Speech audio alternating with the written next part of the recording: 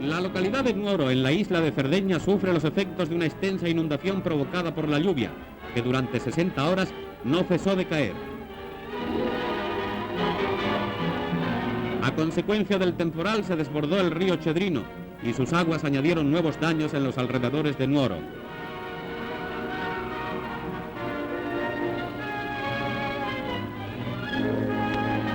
El pueblo de Galtelli quedó aislado por la inundación y sus habitantes tuvieron que abandonarlo después de poner a salvo sus enseres y rebaños.